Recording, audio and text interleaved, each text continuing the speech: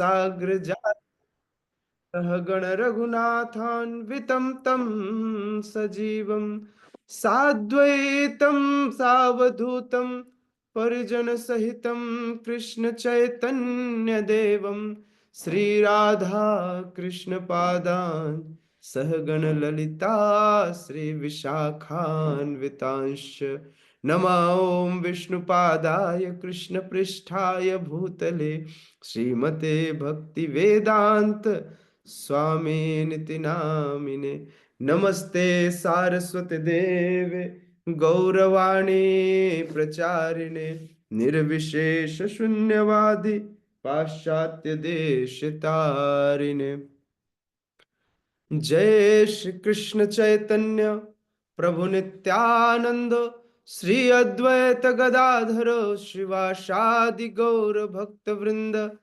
हरे कृष्णा कृष्ण कृष्णा हरे हरे हरे राम राम राम हरे हरे। हरे कृष्णा। स्वागत है आप सभी का एक बार फिर से bedtime story Srila Prabhupada Lilamrita में। श्रील प्रभुपाद झांसी में भक्तों के पास पहुंचे हैं और भक्तों के संग में रह करके उन्होंने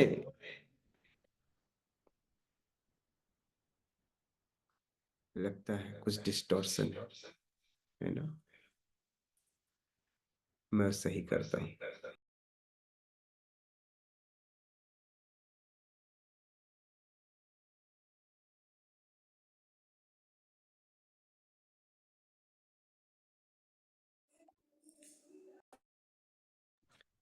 श्रील प्रभुपाद झांसी पहुंचे और झांसी पहुंचकर लीग ऑफ डिवोटीज की ऐसा ऐसा संस्था बनाया जहां पर हर व्यक्ति कृष्ण भावनामृत का जीवन जी सकता था।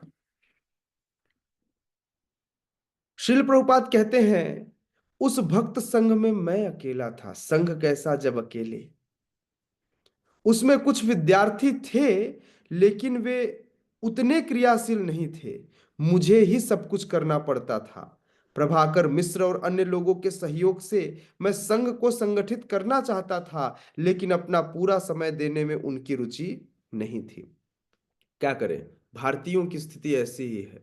भारत में रहने वाले लोग अपना जीवन इसी तरह से जीना चाहते हैं। कोई भी व्यक्ति फायदा मतलब राम राज्य सबको चाहिए, राम के बिना। हाँ, ऐसी ही स्थिति आज यहाँ पर है। बिना राम के ही हर व्यक्ति राम राज्य की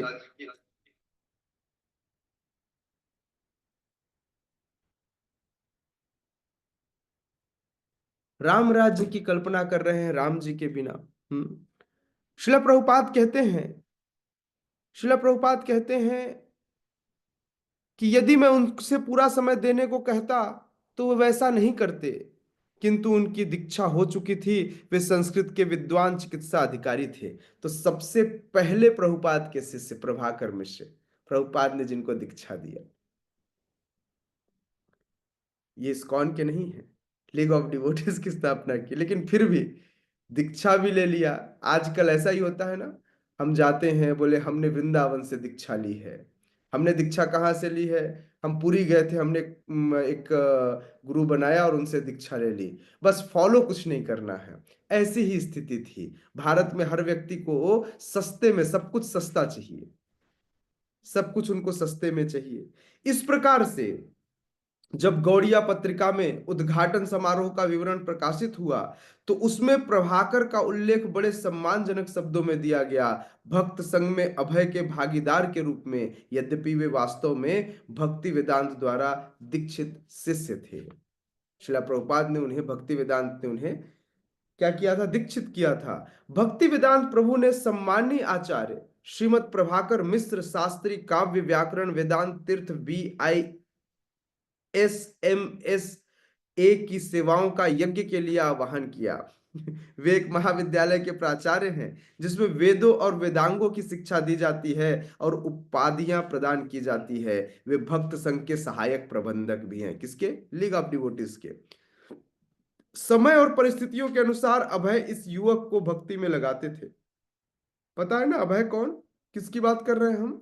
प्रभुपाद का वह समय चल रहा है जब प्रभुपाद ने अभी प्रचार शुरू किया है, और प्रचार शुरू करने के साथ कैसे वे लोगों को कृष्ण भावनामृत में प्रशिक्षित करेंगे, यह भी हम देखेंगे। लोगों को लगता है भक्ति सस्ती है। शिला प्रभुपाद के जीवन के संघर्षों को यदि आप देखें तो ऐसे ही इस्कॉन नहीं बना। इस्कॉन बनने के लिए, इस्कॉन बनाने के लिए शिला प्रभुपाद ने अपने जीवन में अपने समस्त भौतिक सुखों का त्याग कर दिया।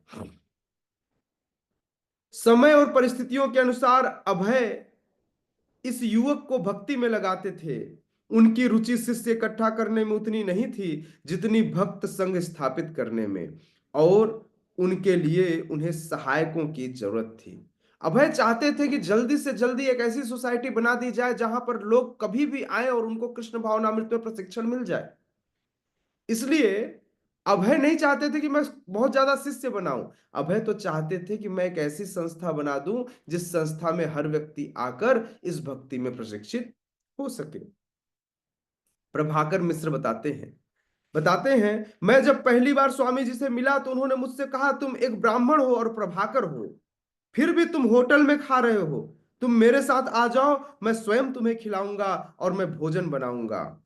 अस्तु, हम प्रसाद बनाते और भगवान को अर्पण करने के बाद उसे एक साथ ग्रहण करते। इस प्रकार उनके अनुग्रह से मुझे प्रसाद प्राप्त करने का अवसर मिला। उन्होंने मुझसे यह भी कहा, तुम केशहीन हो जाओ। मतलब तुम जैसे हमारे ऐसे देखिए बाल नहीं है ना, बिल्कुल ऐसा ही प्रभुपाद चाहते थे कि वे भी केशहीन हो जाए, उनके भी सर पे बाल न हो। उन्होंने मुझसे यह भी कहा कि तुम केशहीन हो जाओ। इसलिए मैं मुंडित मस्तक होकर कॉलेज गया जहां मैं पढ़ाता था, और हर एक मुझ पर हंसने लगे। तो लोगों को ऐसा लगता कि इस प्रकार से इस प्रकार से तो जीवन नहीं होना चाहिए। पहले लोगों को, आज हम मतलब आज का ये फैशन है सिर पे बाल ना होना, आजकल का एक विशेष मॉडर्नाइज्ड फैशन भी है, लेकिन उस समय बड़े बड़े बाल रखना स्पेशल फैशन था। अभी भी लोगों के अलग अलग तरह के बालों के साथ फैशन है। लेकिन प्रभाकर मिश्र जब कॉलेज में पढ़ाने जाते तो लोग उनका मजाक उड़ाते। जब मैंने स्वामी जी को परिस्थिति बताई तो बोले, चूंकि तुम मेडिकल ऑफिसर हो इसलिए तुम बाल बढ़ा सकते हो, कोई बात नहीं। इसलिए कभी कभी हम भी, जब कोई व्यक्ति बाहर कार्य करने जाता तो हम उसे कहते हैं कि यदि आप बाल बढ़ाना चाहें तो आप अपने बिजनेस के लिए आप ऐसा भी स्वरूप धर सकते हैं, है ना, क्योंकि वह बिजनेस यदि भगवान की सेवा के लिए प्रयोग हो तो। आगे कहते हैं, जब मैंने दीक्षा ग्रहण की तो स्वामी जी ने मेरा नाम आचार्य प्रभाकर रखा। तो प्रभाकर मिश्र का नाम क्या हो गया?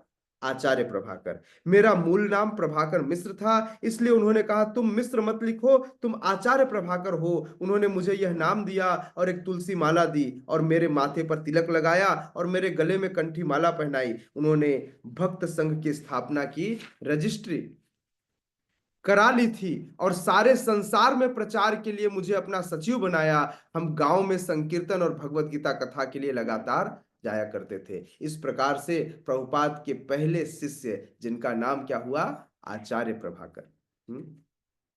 अभय ने झांसी में अभय ने झांसी में संकीर्तन आंदोलन चलाया। पहले वे केवल आचार्य प्रभाकर के साथ नए बस्ती के इर्द गिर्द हरे कृष्ण का कीर्तन करते हुए घुमा करते थे। जैसे जैसे उन्होंने यह अभ्यास जारी रखा, उनका दल धीरे धीरे बढ़ने लगा, जब तक कि उनके दल में नियमित रूप से परिक्रमा पर जाने और हरे कृष्ण का कीर्तन करने और मंदिरों में दर्शनार्थ जाने के लिए 50 लोग नहीं हो गए। बाद में वे शाम के व्याख्यान के लिए राधा मेमोरियल में इकट्ठे होने लगे। जब अभय आसपास के गांव में प्रचार के लिए जाते तो जो लोग भी स्वतंत्र होते उनका प्रायः साथ देते थे।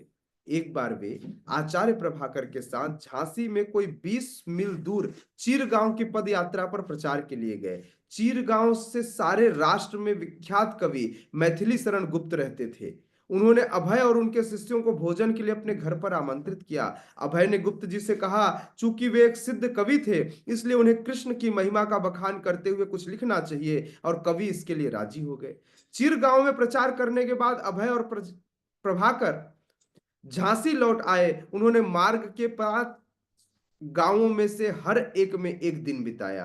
रात में वे गांव वाले एकत्र होते थे और अभय कीर्तन का नेतृत्व करते थे। उन्होंने प्रभाकर को बताया कि यद्यपि ये सीधे साधे ग्रामीण भगवत गीता और भागवत के विद्वान नहीं थे, लेकिन वे सर्वोच्च आध्यात्मिक लाभ कीर्तन मात्र से प्राप्त कर सकते थे। तो यदि कोई व्यक्ति भगवत गीता न भी पढ़ पाए, श्रीमद् भागवतम न भी पढ़ पाए, तो केवल कीर्तन करके वह इसका सर्वोत्तम लाभ उठा सकता है। अभय का गांव वालों ने अच्छा स्वागत किया और उन्होंने उन्हें शीघ्र ही पुनः आने की प्रार्थना की, लेकिन दूसरी बार आने के पहले उन्हें सूचना जरूर मिलनी चाहिए ताकि वे समुचित स्वागत की तैयारी कर सके। इस प्रकार से अभय से उन्होंने प्रार्थना की। झांसी में प्रचार करने के साथ ही अभय अपने भक्त संघ के अंतरराष्ट्रीय क्षेत्र बनाने के लिए दत्तचित्त थे। वे चाहते थे कि यह अंतरराष्ट्रीय क्षेत्र बने, सामान्य नहीं। लीग ऑफ डिवोटीज जो है वह सामान्य नहीं था। वे चाहते थे यह राष्ट्रीय स्तर पर ही नहीं, अंतरराष्ट्रीय स्तर पर भी काम करे। लेकिन जैसी वही है वही जो राम रचि राखा। पता नहीं कब तक चलना है लीग ऑफ डिवोटीज। आगे बढ़ते हैं, क्या हुआ उनके साथ। अपनी सच्ची शैक्षिक योजना के विस्तार को सहायता देने के लिए वे सरकारी एजेंसियों को लिखते और अपने मित्रों में से प्रचार के लिए सदस्य भर्ती करने की भी कोशिश करते। उन्होंने कलकत्ता के अपने पुराने सहपाठी रूपेन मित्र को लिखा और उन्हें विश्वव्यापी प्रचार कार्य में सम्मिलित होने के लिए आमंत्रित किया। इस प्रकार से अभय प्रयास करते थे कि किसी भी प्रकार से मेरे सहपाठी, मेरे मित्र जुड़ जाएं और वे इस प्रचार में, विश्वव्यापी आंदोलन में उनका सहयोग करें। मेरे मिशन की इच्छा 40 प्रशिक्षणार्थियों को प्रशिक्षण देने की थी और मैंने सरकार को लाभप्रद शैक्षिक उद्देश्य से सहायता देने को लिखा है। मैं चाहता हूं कि तुम इसके एक प्रशिक्षणार्थी बनो और कार्तिक दादा को भी इस भाव से हमारे साथ आने को कहो। इस प्रकार से अभय अपने जानने वाले लोगों से प्रार्थना कर रहे थे कि किसी भी तरह से लोग इस आंदोलन को बढ़ाएं। जैसे आज आप सब हैं, मैं आप सब से भी आग्रह करता हूं कि आप भी इस हरे कृष्ण आंदोलन को एक एक करके व्यक्तियों तक पहुंचाइए ताकि लोग इसे समझ सके। अभय भी अपने जानने वाले लोगों को प्रार्थना कर रहे थे कि आप इस आंदोलन में आगे बढ़िए, साथ में आगे बढ़िए। कहते हैं जो कागजात तुम्हारे पास भेजे गए हैं उनसे तुम जान सकते हो कि हम कैसे रहते हैं और क्या करते हैं। इस प्रकार से अभय ने अपनी जीवन शैली, कैसे जी रहे हैं, कैसे संस्था आगे बढ़ा रहे हैं, कैसे आगे का कार्य करेंगे, इस सब का वर्णन अपने मित्रों को, अपने जो उन्होंने लेटर लिखा, पत्र लिखा, उसमें दिया था। पहली चीज यह है कि हम कुछ अवकाश प्राप्त लोगों को वानप्रस्थ जीवन में प्रशिक्षण करना चाहते हैं। प्रभुपाद की प्लानिंग थी कि जो व्यक्ति रिटायर्ड हैं उनको वानप्रस्थ जीवन में आगे बढ़ा दिया जाए और कुछ नव युवकों को ब्रह्मचारी बनाया जाए। संन्यास्त जीवन के लिए मेरे मन में कोई रुचि नहीं है। वर्तमान युग के प्रतीत लोगों के लिए यह कठिन कार्य है कि कोई सन्यासी हो सके। ऐसा कौन कह रहा है? ऐसा अभय कह रहे हैं। गेरुए परिधान में तथाकथित सन्यासियों ने जीवन के इन आश्रम की कीर्ति नष्ट कर दी है। उस समय इतनी ज्यादा गड़बड़ियां चल रही थी कि लोग इस गेरुआ वस्त्र को पहनकर भी गलत कार्य कर रहे थे। अभय ने ऐसा देखा था, इसलिए वे कह रहे थे कि मैं नहीं चाहता कि कोई बहुत जल्दी गेरुआ वस्त्र पहने और सन्यासी हो जाए और इस प्रकार से सन्यासी बनकर कुछ गलत कार्य करे। हाँ, अभय ने रुपेन को यह भी लिखा। क्या लिखा? कृपा करके यह भी बताइए कि कलकत्ता के अंग्रेजी और देसी भाषाओं के समाचार पत्रों में विज्ञापन को छपाने का क्या व्यय होगा। क्या आप पूछकर बता पाएंगे? क्या आप पूछकर बताएंगे कि कैसे कलकत्ता में जो पेपर छप रहे हैं, यदि उसमें मैं रोज आर्टिकल छपवाना चाहूं तो उस आर्टिकल का खर्च क्या आएगा? एक विज्ञापन उन्होंने छपवाया। आवश्यकता है, जैसे हम लोग चाहते हैं ना, हम लोग, हमारे घर में किसी की आवश्यकता होती है कि हमारे यहाँ अकाउंटेंट की आवश्यकता है, तो क्या विज्ञापन छपवाया? अभय विज्ञापन छपवाते हैं। आवश्यकता है किसी भी राष्ट्रीयता के ऐसे अभ्यर्थियों की जो विश्व भर में भगवत गीता की शिक्षाओं का प्रचार करने के लिए योग्य ब्राह्मण सिद्ध हो सके। तो हम भी चाहते हैं, आवश्यकता है आज ऐसे रायपुर वासियों की, ऐसे देशवासियों की जो इस कृष्ण भावनामृत को एक्सेप्ट करे और इसका प्रचार पूरे विश्व में करे। अगर केवल छत्तीसगढ़ वासी भी हो और पूरे छत्तीसगढ़ में भी प्रचार करना चाहे तो पूरा रायपुर खाली है। पूरा रायपुर के इर्द गिर्द चारों तरफ गांव खाली हैं। रायपुर ही नहीं, छत्तीसगढ़ के एक एक जिले खाली हैं।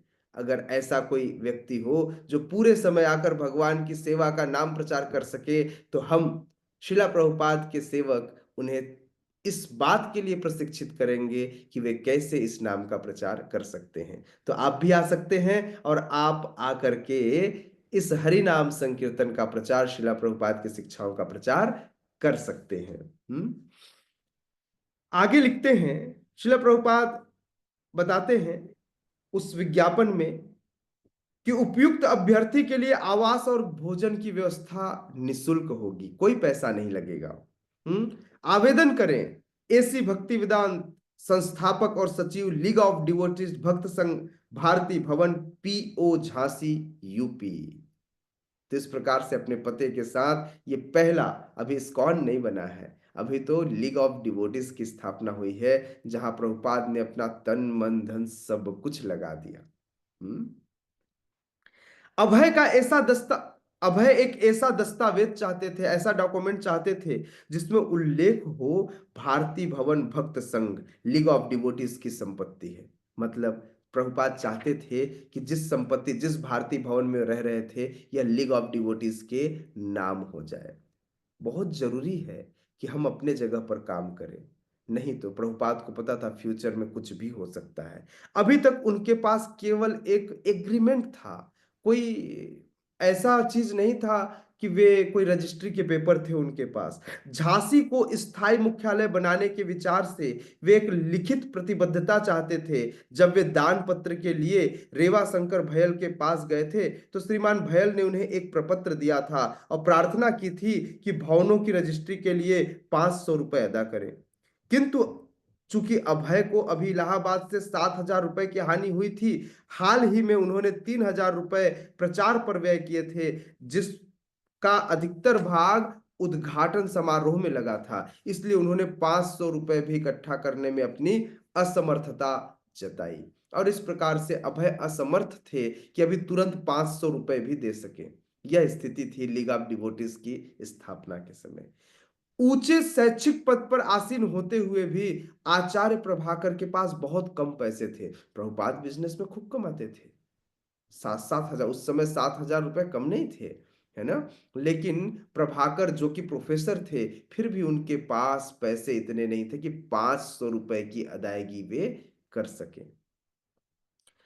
अभय के अभय के समुदाय के विशेषकर अभ्यर्थियों की स्थिति वैसी ही थी, किसी के पास भी ज्यादा पैसा नहीं था। श्रीमान भयल की 500 रुपए के लिए प्रार्थना आवश्यक नहीं लगती थी। न ही उन्हें यह बताया कि यदि अभय 500 न दे सके तो क्या होगा। लेकिन शीघ्र ही उन्होंने एक दूसरी प्रार्थना रखी, अभय चरण दे को 5,000 रुपए में भारती भवन खरीद लेना चाहिए। अभी 7,000 रुपए का घाटा, अब अभय जो 500 रुपए इकट्ठा नहीं कर पा रहे थे, उनके लिए उन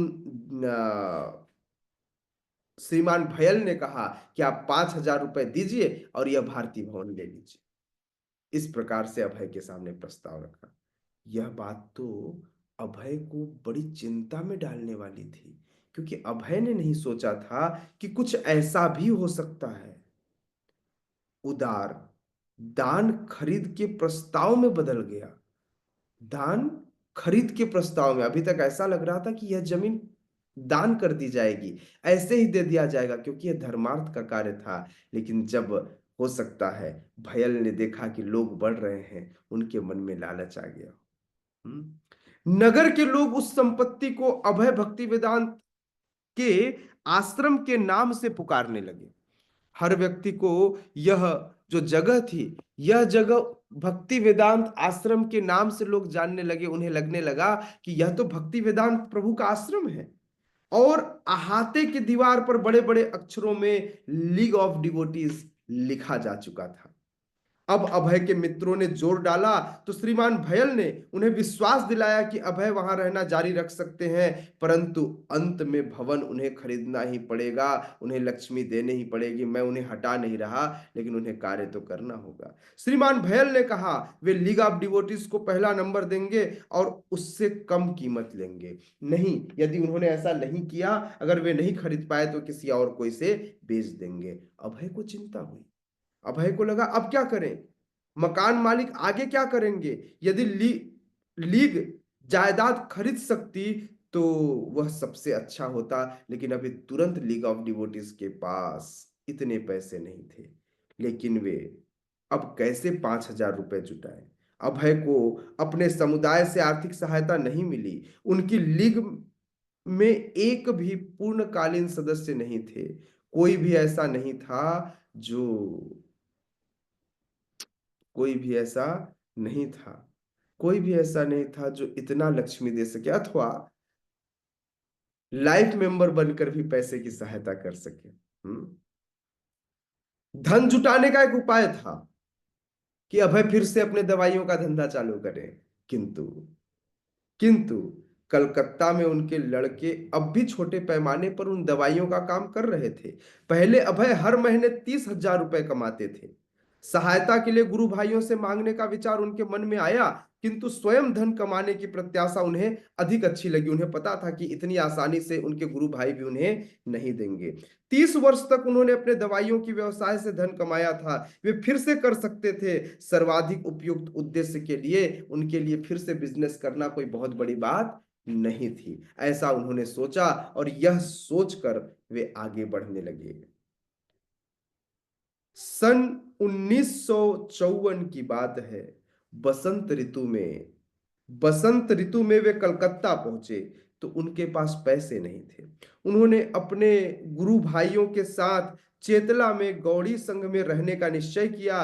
पड़ोस में ही उनका परिवार भी रहता था। चूंकि उनके पास पैसे नहीं थे, इसलिए आश्रम के प्रधान उनका व्यय वहन करते थे। अभय नित्य श्रीमद् भागवत पर प्रवचन देते, जिसे गौड़ी संघ के ब्रह्मचारियों ने बहुत पसंद किया, क्योंकि वे बहुत अच्छे से, जो उनका लहजा था, जो उनके पास कंटेंट था, जो नॉलेज था, ये नॉलेज अभी तक और किसी के पास नहीं था। तो इसलिए सारे ब्रह्मचारी बहुत पसंद करते, वे अभय से और सुनना चाहते। एक ब्रह्मचारी थे जिनका नाम था कृष्ण कुमार। कृष्ण कुमार ब्रह्मचारी बताते हैं, उनके जाने के बाद भी उनकी मधुर संगीतमय वाणी मेरे कानों में गूंजती रही। वे प्रायः विदेश जाने और प्रचार करने की इच्छा व्यक्त किया करते थे।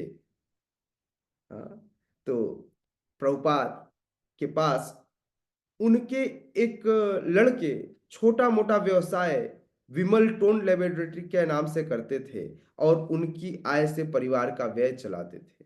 अभय जानते थे कि उनकी पत्नी को उनके झांसी में कार्य जो चल रही है, जो लीग ऑफ डिवोटीज का कार्य है, इसमें कोई रुचि नहीं है। उनके लड़के वहां गए थे, लेकिन उन पर कोई प्रभाव नहीं हुआ था। उनके झांसी में प्रचार कार्य को उनका परिवार अपने घरेलू जीवन के लिए खतरा समझता था, किंतु अभय अब कृष्ण भावनामृत में सुधरे संसार की अपनी दिव्य दृष्टि के बल पर चल रहे थे।